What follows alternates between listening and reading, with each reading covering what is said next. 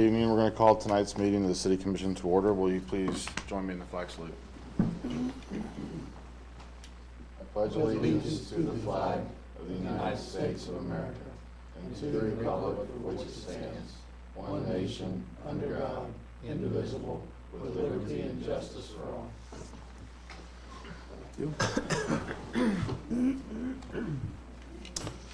Do we have any items for public input? Anyone here to speak on any item?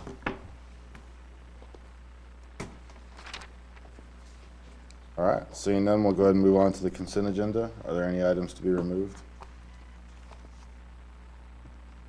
None to be removed. I'll make a motion to approve. Second. All right, it's been moved and seconded to approve the consent agenda. Roll call vote. Gray. Aye. Johnson. Aye. Ketterman. Aye. Munsell. Aye. O'Brien. Aye. All right, we'll move on to the next item, which is special presentation, 5-year financial forecast. City Manager Darren Hall and Finance Director Jamie Carson will provide information regarding the city's 5-year financial forecast. Gentlemen. Red Tie Brigade. We did not dress alike on purpose. Mayor, Commissioners, thank you very much. This is our annual presentation of the 5-year financial plan. You saw it on Working Day that we had several months ago. It has some minor changes to it. But at the end of this, we'd appreciate it if you would consider adopting it. That's the action that we're looking for. We plan on doing a little tag team here. We'll go back and forth, hit on the highlights. We're not going to read every word. And obviously, if you have any questions, feel free to stop us during the presentation. And this, finally, for everybody at home that may think they're getting the gleaned over version of this, we will have it posted on the website so they can go through it. I don't know how many pages it is. I think it's about 40 pages overall. So appreciate your guidance in putting it together. It is our plan for the 5 years. And with that, let's jump right into it. Hopefully you can, we dim the lights. We're not running short on our power bill, but we thought it'd maybe make it easier for people to see at home. So bear with us. It's a long-term financial plan is important. We have basically 5 goals that we focus on. It helps develop the strategies to achieve all of our goals and objectives for the city. We can assess the implications of today's decisions that they have on the future, which is maybe the most critical piece, is looking forward. We want to identify programs and services that may be offered in the future. The rating agencies, this is a good tool for them, and we've benefited from this document in the past by having our bond rating increased and withheld the last 2 years, so that saves everybody money. And we analyze the revenues and expenditure trends for improved decision making. The forecast is intended to help formulate our decisions going forward. Current priorities were the result of the 2030 visioning process. If you're familiar with that, 5 years ago we participated in a grassroots community effort to identify where we'd like to be by the year 2030. Recently that group was brought back together, or a new version of that group, and we kept the same 4 core principles, as well as added marketing and education to that. And you will see the results of the 2030 probably early this fall, and the community will have a chance to input that. But once again, not much has changed. We really have the same focus. Housing is the top, economic development's in there, infrastructure is always critical, and public wellness is something that we really knocked out of the park in the last 5 years, but we decided to leave it on there because that's something that we always need to consider. And with that, I'll pass the mic. Next, I'll start off with our 2016 recap of what we brought to you with the 5-year financial plan in 2016 and what was actually adopted in the budget.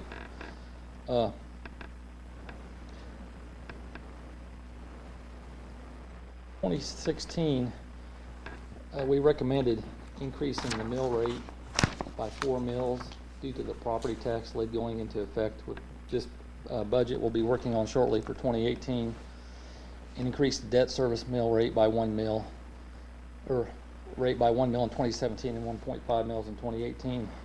Action taken, City Commission raised general fund mill rate by 2 mills and the debt service mill rate by 1 mill. We recommended increasing the utility rates 1% each year to keep up with inflation. On the utility department, action taken, the city commission approved 1% utility rate increase for 2017. We recommended adopting the following long-term plans: the 5-year capital improvements plan, the 5-year equipment replacement plan, and the 5-year financial plan. Commission adopted A, B, and C as presented. We recommended a 2% salary or merit increase in 2017 and 2019. No merit increases in 2018 or 2020. Action taken, the budget, or commission approved the 2017 budget with a 2% merit increase. I'll move on to revenues now. You guys can stop anytime you got a question on anything. These are actual numbers.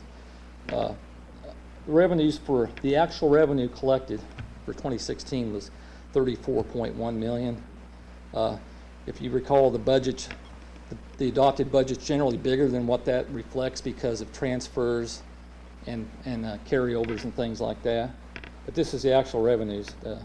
Of that $34 million, charges for services are our biggest piece of the pie, followed by sales tax revenues, and then property taxes is like the third of the largest of that pie, and the rest of it's all smaller stuff that helps make up that total amount.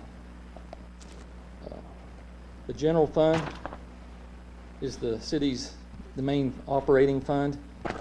Public safety's in that fund, police and fire.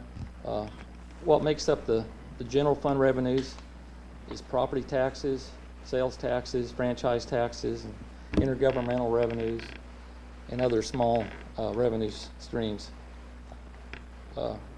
This graph here is the net assessed valuation by year from 2014 projected out to 2021. 2014 through 2017 are actual.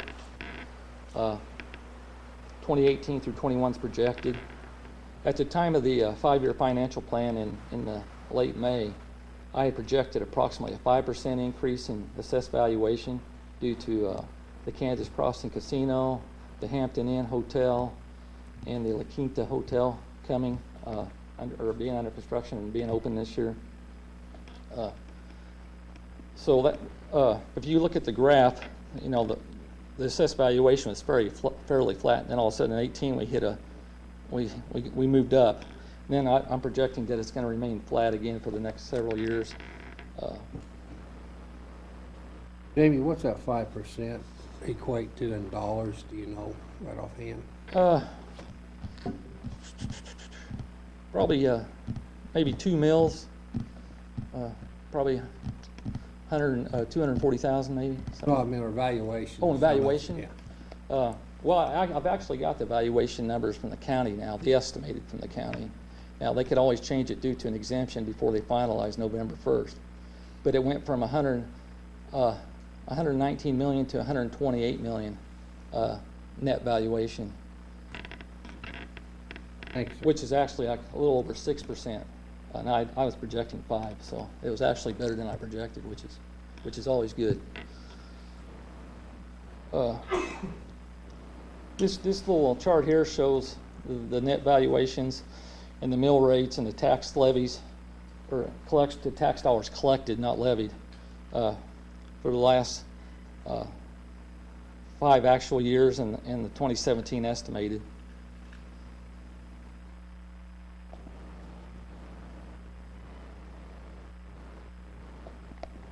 This pie chart here, this is the effect of all the taxing districts within Pittsburgh's jurisdiction on a $100,000 residence.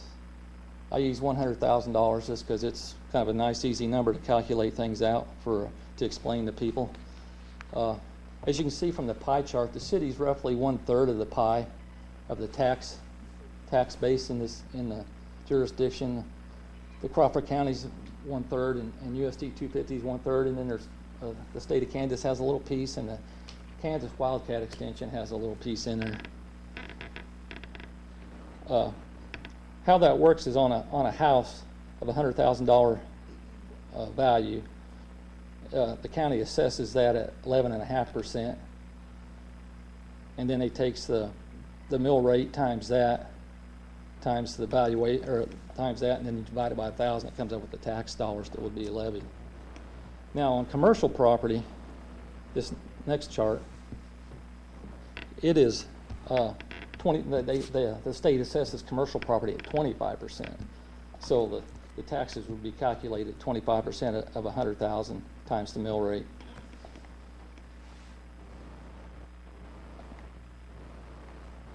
Here's another little chart that shows, this is for 2017, shows all the taxing districts' mill rates.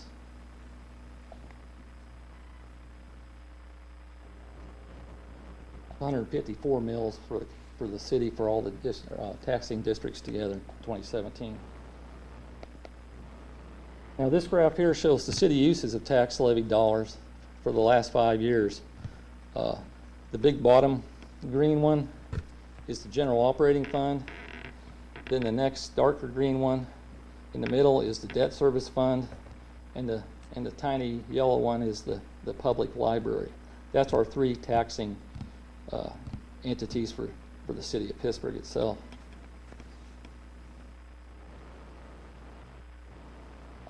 Sales tax has become more and more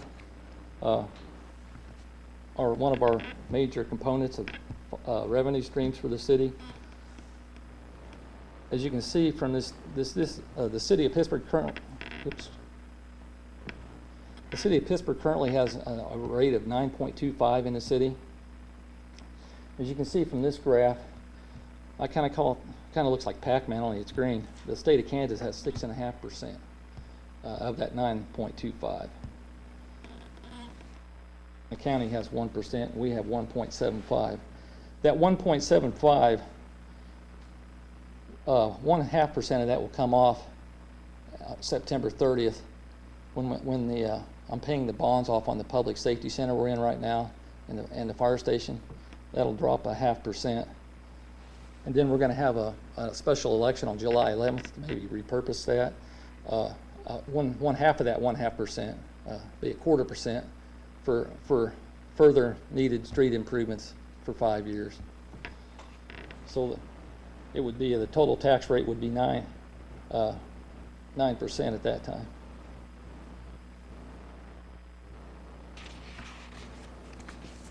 Here's all the city's sales taxes that's been levied by the city of Pittsburgh are earmarked for a specific purpose. This table just shows that what they're earmarked for.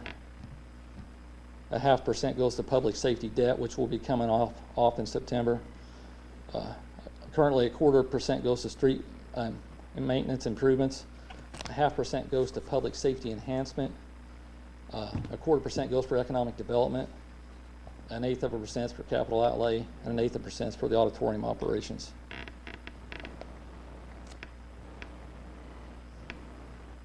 This graph here shows all the sales taxes lumped together in a bar graph.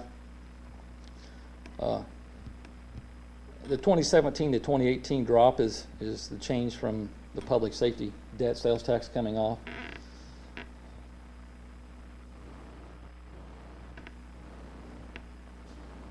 The same thing on this. It shows our sales tax collections and projected. The change from 17 to 18 is the public safety debt sales tax coming off. This one here is an interesting graph. This is the taxable retail sales within Pittsburgh since 2007, and these are actual numbers. You can see in 2007 we hit our peak at 2008, and then we had the Great Recession, and it dropped. And now in 2015 to 16, we've just now got back to where we were in 2008 on taxable sales in the area.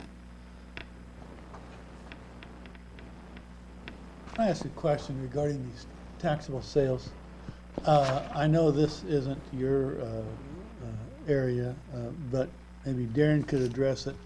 The league that we belong to, Kansas Municipalities League, do they do anything as in the way of trying to politic to get the sales tax, so it can be collected where the merchandise winds up.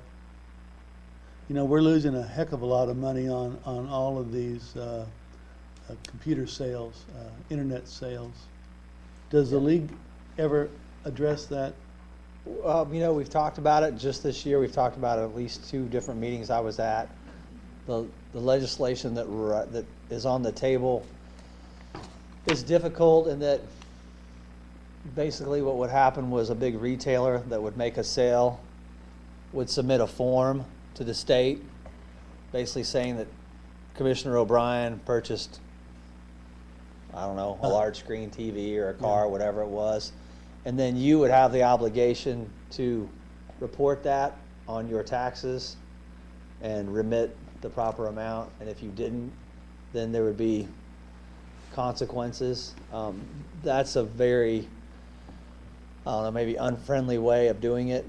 So they're trying to find a better way. That only captures a certain number of people, and the people that go ahead and put it on their taxes are really the only ones that get. So there's a ton of work to be done in that area, but across the state, there's absolutely a conversation going on about the effect that that's having on communities. Sure. And how unfair it is if you know, a distribution center is located in one place, then they're going to reap the benefits of the purchases that are made in these other communities where they don't have it. So, yeah, I wouldn't say it's, you know, the top 5 things on their agenda, but it's definitely a discussion that's going on. Well, I know when we had a discussion with the governor, he kind of blew it off as he was waiting for somebody else with a bigger stick to go after this. And it seems like it's a big stick for all of us sitting out here, relying on sales tax. Yeah, I one would of the think the league would move it up a little higher in their category of importance.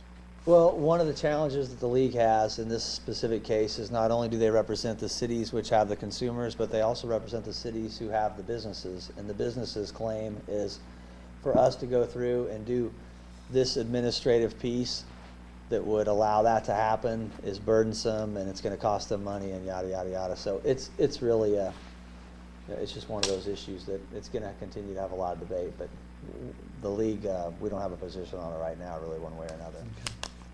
Great I'm question. sorry, thank you.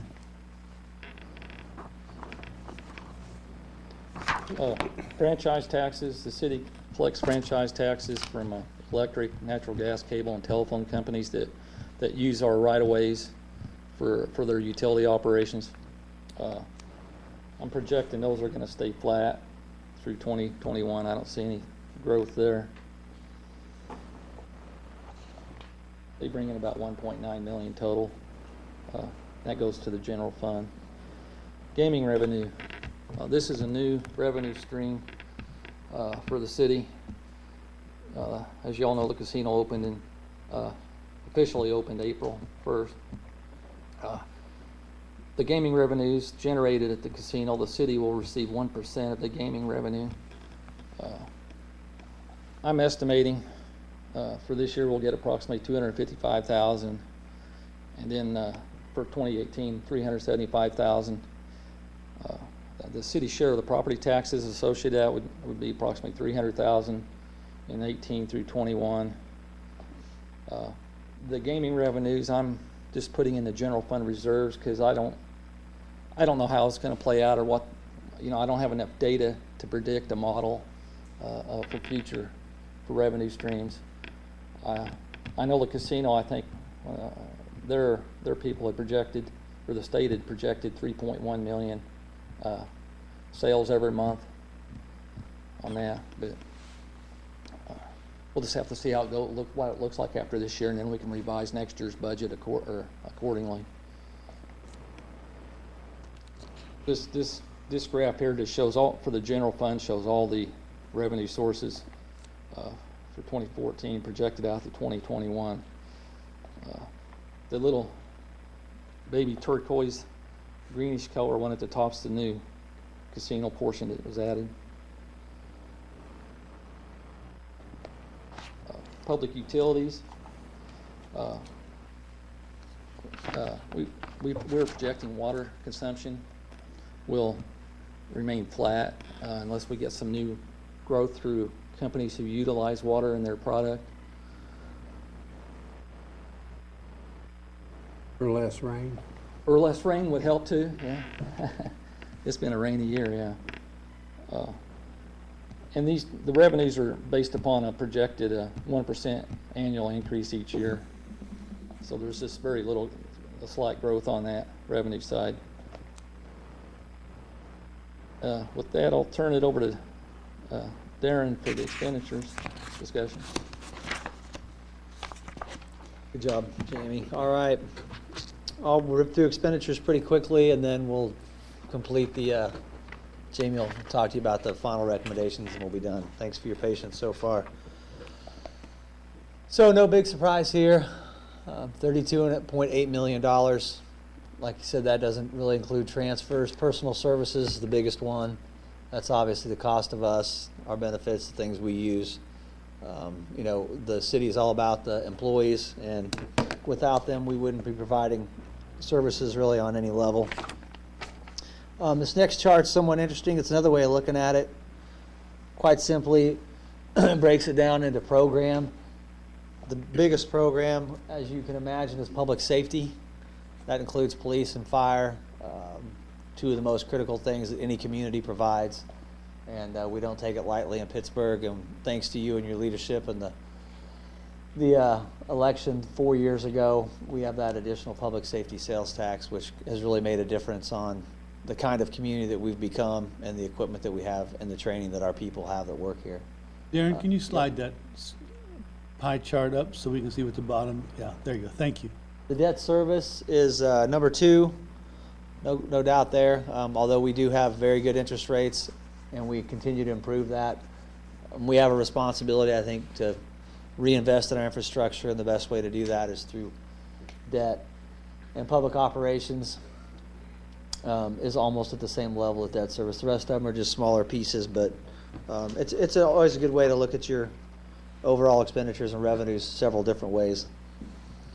The next big cost center that we want to talk about is the city's health insurance plan.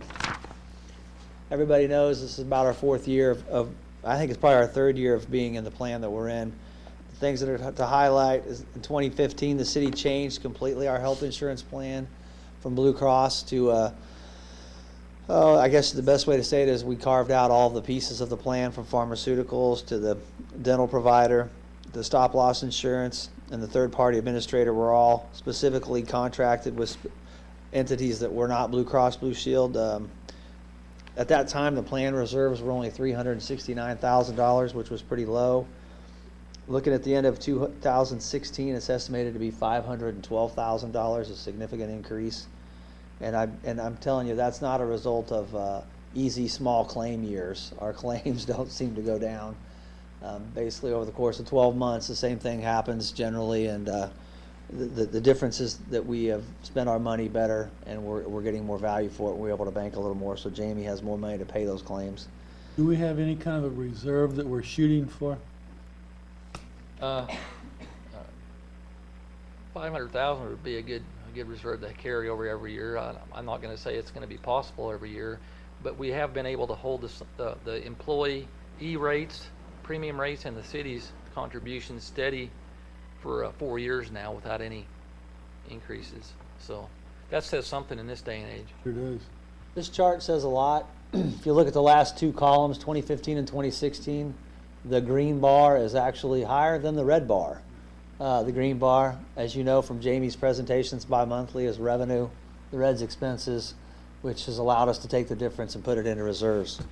So let's hopefully we can be that fortunate going forward with our health insurance. Capital improvements, you know, we could spend 10 hours talking about capital improvements. I'll be pretty succinct. Basically, we've identified $44.7 million worth of needs for the 5-year period.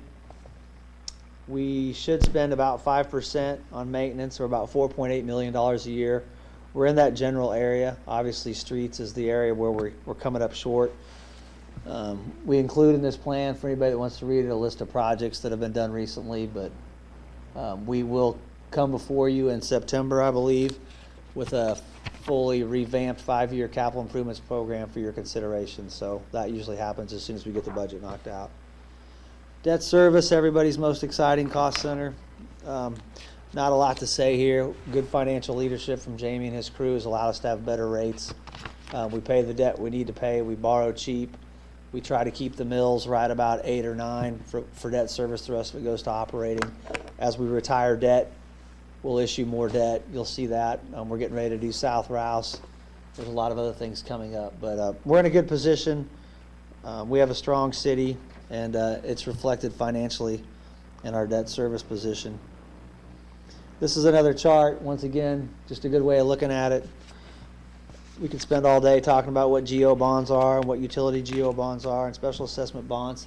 Maybe the thing to highlight here is the purple pie piece on the bottom left-hand corner, special assessment bonds. That's where the $6.5 million of a special assessment went for the casino infrastructure that they are paying personally. So no taxpayers will be hit with that. But it is now a considerable piece of our debt picture. Finally, we're talking about debt. Maybe the thing that jumps out the most is in an emergency, in a changing times, if need be, what could we do with our debt? What kind of debt position are we in? It's kind of like, is there a credit card in your pocket to whip out in case your family's car breaks down on vacation or something like that, or there's an unseen medical bill? This is a chart that reflects that position. The line is our capacity legally. According to state statute, that's what we could issue in debt. The shaded area is obviously where we are. So we're a very conservative community on that. I think people need to understand that the New World Systems Updater is officially active on the machine, if anybody was wondering. And we keep that credit card in case we have an emergency, and I think that's a responsible thing to do. Kind of a fun chart. This is our waterfall. This is all the debt laid out on top of each other, so it's stacked. You can see on the left, 2017. That's as of today. The little green piece in the middle of that is the part that's going to go away. The public safety bonds. It'll be in September. Will go away from this waterfall. I believe it's an orangish bar across the top is that $6.5 million of special assessment that we just put on the casino. Basically what this tells us is we're managing it wisely.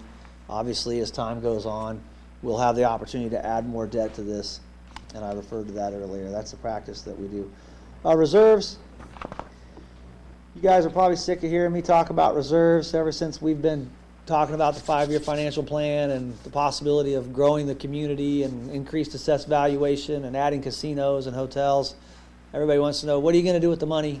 And we keep saying we're going to put it in reserves because everybody knows when 2008 happened, we kind of held the line as a community and didn't cut services drastically and spent our reserves down to a level that was pretty low when I got here. And basically what you're seeing now is we've turned the corner on that. We're very fortunate this year with the increase in the sales tax. We're in our third month of nearly 7% increase in the sales tax over last year. That's a big leap. We've never seen more than 2% since I've been here.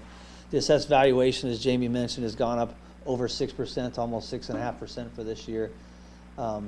That's great news. The question is, what do you do with the money? Well, in Pittsburg, Kansas, every once in a while we give raises when we can afford to, and we eat our electric increases, and we take care of our health insurance needs. But really what we do is we put it into reserves because we know that there's a minimum level. Now, we're in a pretty good place because we're approaching that minimum level finally. This is the general fund operating reserves. This actually includes the public safety sales tax, which has about $500,000 in reserves. So as you go across and look up 2018 projected, when the blue shaded area hits the black line, we've achieved something. We don't want to get cocky, so Jamie always makes us give the real world view of it. So if we take out the $500,000 for public safety sales tax, which truly aren't just general fund reserves, but that's the piece that in a case of emergency we could use, but we don't really want to count it like that. You see that it's going to take us a little longer, but the blue is definitely approaching the line. I'd say in another 2 years we're going to be in a serious position where we'll have the opportunity to talk about what we want to do with some money. Do we want to issue a little more debt and get some more capital projects done and increase that from maybe 9 or 10 mills to 11 or 12, because we should be at a point where our reserves are at the minimum levels. And the minimum level is basically, the easiest way to remember is it's 2 months of expenditures. So whatever fund you're in, whatever 2 months of expenditures would be, you should have that in the bank and not spend. Utilities, a completely different story, basically because of your leadership, doing the 1% increase every year, and the fact that the citizens allow us to do that allows us to build a reserve. What you'll see on the chart is good news. The shaded area is above the line. You see a dip in 2018. That dip is what happens when you actually build your reserves up. It gives you the ability to do things, and we will be painting the water tower on the south side of town. It cost us $700,000, a very expensive project, but one that we could not do out of the operating budget, and one that desperately needs to be done. So that will paint our investment, capital investment in that tower. I would hate to guess how much a new tower is, but I'm looking at the guys that know. A lot. So a lot with a comma, but it's way more than the $700,000. Imagine just painting it as $700,000. So great investment. Very proud of the community for allowing us to do this, and we will continue this on, and it'll allow us to continue to put ourselves in a good position for the future, as well as maintain those huge assets that are just very expensive that we all need to operate our utilities. With that, I think we've got a couple pages left. Jamie's going to bring us home with the summary and recommendation of the 5-year forecast. All this stuff kind of gives us a build-up for what we want to recommend going forward. Here's the assumptions that the forecast was, or the plan was built on. I'm projecting 2.5% sales tax growth in 2017, 2% in 2018, and 1% for years 19 through 2021. Valuation, I'm projecting 5% for 2018. It's actually 6%. 2019 through 2021, I'm only projecting 0.25% growth in assessed valuation. That's a hard thing to project unless you have construction going on that's not being tax abated or is part of a government improvement of some kind, like at the university or something. Gaming revenue, like I said earlier, I'm projecting $255,000 in 17, and then $355,000 a year for 2018 through 2021. All other revenues, I'm projecting minimal growth for the next 5 years. Health insurance costs have risen historically about 5% over the last several years, 10 years or so. So I'm projecting a 5% increase in claims expense for 17 through 2021. Retirement cost capers and KP&F, workers' compensation insurance, they'll continue to increase. Those are basically unfunded mandates you have to eat every year. The city's utility rates that we pay for our utilities, particularly our electricity. I don't see any end in sight on that. I'm projecting 5% a year on electricity rate increases. I think for between 2017s and 2018s, it's almost $60,000 in increased cost for electricity, I'm projecting. Property and liability insurance will continue to increase. I'm using a 3% projection on that every year. Other things to consider. Well, Hey, Jamie, just 1 second. Back here to the utility rate, you said it was $60,000 increase in 17, 18. That's on what kind of a ticket, on what kind of a bill? oh, that's Total. the citywide electrical costs. Our big ticket items. Is that what you? No, your total, Oh, the total that you're paying. I'm going to say like probably around 1.5 million, somewhere in that range. I mean, it's a lot of money. So the increase is 60,000 on Yeah, top of that? yeah. Okay, I got it. Thank you. I'm sorry I didn't have that exact It's okay. number. That's close enough. We'll continue to recommend increased revenues incrementally, to monitor and control expenditures, increase reserves. We'll continue to practice long-term planning, and we'll make data-driven decisions from all our planning and projections. Recommendations going forward. This is pretty much just taken off from last year. 2% salary or merit increases in 2019 and 2021, excuse me. No merit increases in 18 or 2020. No change in the general fund mill rate for the years 2018 through 2021. Minimal changes to the debt service mill rate for the years 2018 to 2021 to adjust for the fluctuations in the debt cost from year to year for the principal and interest payments. And increase the utility rates 1% annually for the years 2018 to 2021. Staff will continue to review the city's financial position each year and make recommendations accordingly. That's all I've got on this report. Darren, you want to give a wrap up or? Nope, good job. Okay. I think you've heard it twice now. Hopefully that was clear enough. And like I said, it's on the website if anybody wants to really dig into it. And we'd be happy to answer any questions about it to anybody that wants to call up or stop by City Hall and talk about what's in it and how the projections were made and what it means. But Yeah, we'd like to have you formally adopt the 5-year plan, and then I'll have IT posted on the city's website tomorrow for the citizens. Okay. Are there any Awesome. questions or comments before we move forward with that? The comment I have is that I appreciate you, the whole staff, putting this all together and putting it in a very understandable format for those of us who don't deal with those figures every day in and day out. Yeah, this thing is incredibly readable and easy to understand, and it's awesome. Thank you, guys. It's amazing how much easier this is than even 5 years ago, going through these products like this. It's a great job, guys. happy to do it. All right. Do we have a motion to formally adopt? I so move. Second. All right, it's been moved and seconded. All those in favor? Aye. Against? Motion carries. Thank you. Thank you, Jamie. Thank you, Darren. Non-agenda reports and requests. Just one.